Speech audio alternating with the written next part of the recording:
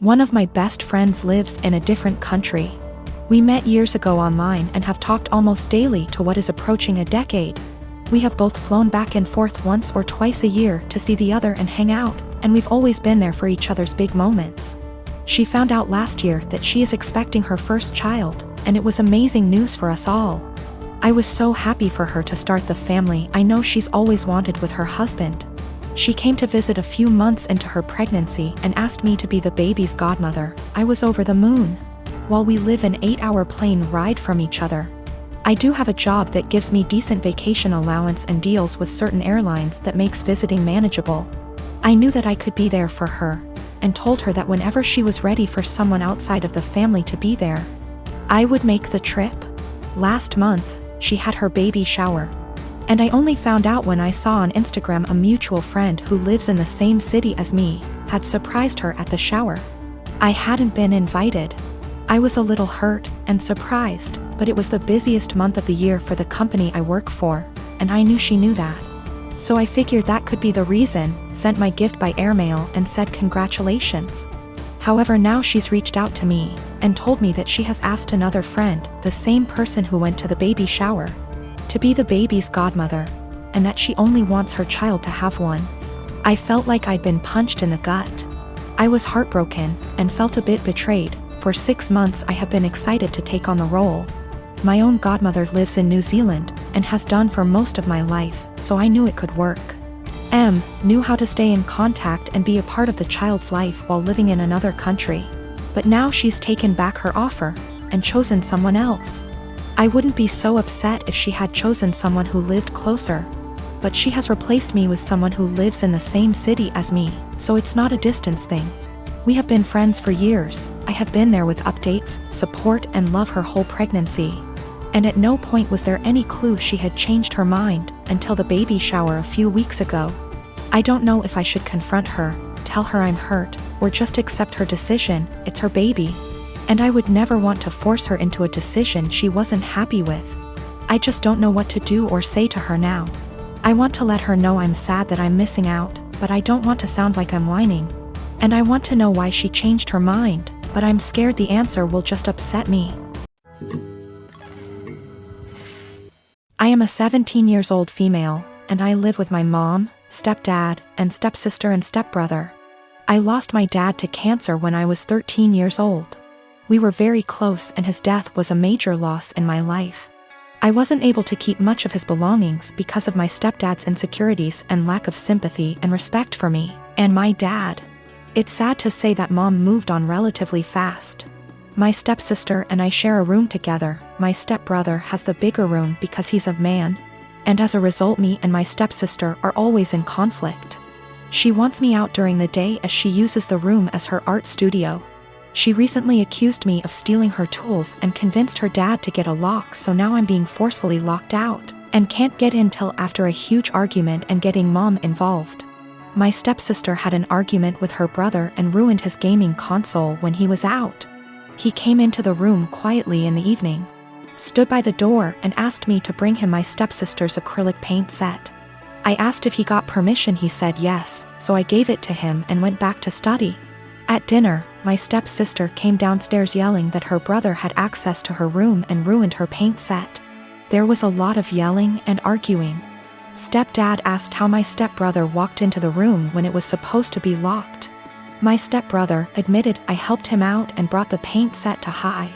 My stepsister went off on me, called an accomplice, then ran upstairs and took the gift I prepared for my dad for Father's Day. I picked up flowers I planted from our small garden that I take care of by myself, and prepared a nice wooden letter-shaped pot, used my dad's first initial and filled it with the flowers I picked and decorated it with ribbons. It wasn't that good, but it was like a floral letter. I planned to visit his grave and put the gift there. She damaged it to pieces. It was completely ruined. I yelled at her and kept crying. Mom and stepdad gave her harsh punishment and thought it was fixable, but I was so done I called my uncle, who came and berated my mom and stepdad. Stepdad offered to fix it and punish my stepdaughter harder, but I packed my things to go with my uncle. My mom begged me to stay, but I refused and didn't respond when she kept calling saying she did nothing to deserve to be shunned by me and my uncle, who told the family about what happened. The family told mom not to come visit on Father's Day and are angry with her because I moved out over this. I've been with my fiancé for 3 years, 8 months engaged. We've had our ups and downs, but for the most part things have been pretty great, until she moved in 6 months ago. We've been combining our lifestyles and finances, basically easing into merging our lives together. The problem is she's a people pleaser, in her own words. She's been in therapy for 6 years, and I guess I never knew how bad it was until moving in with her. A lot of which she's hidden from me.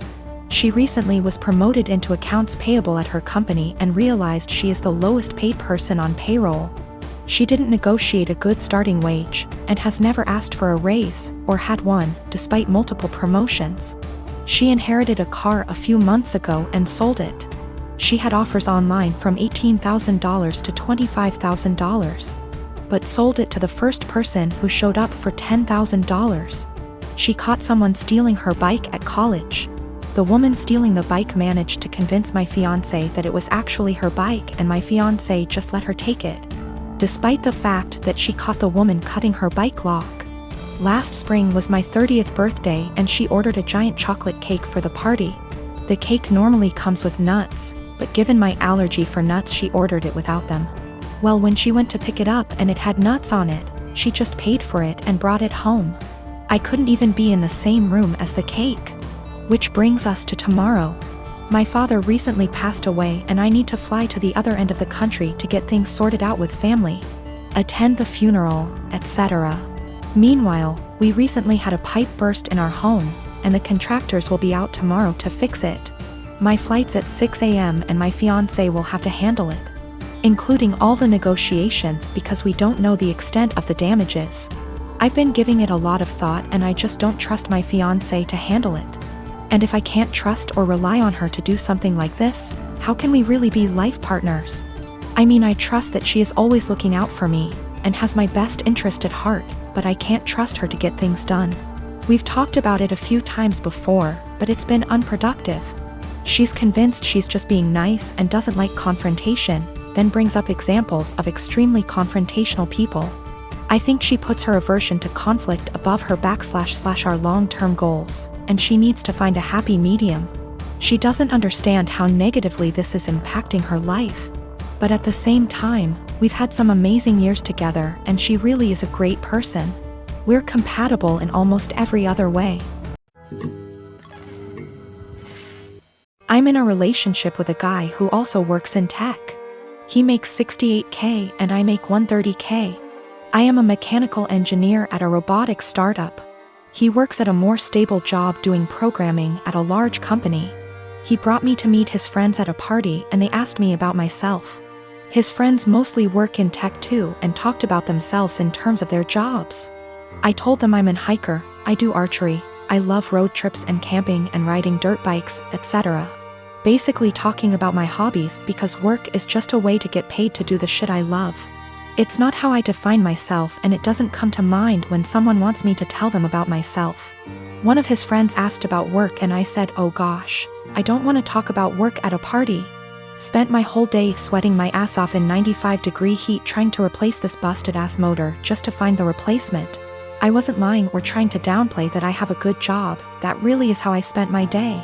And I wasn't in the mood to talk shop at a party.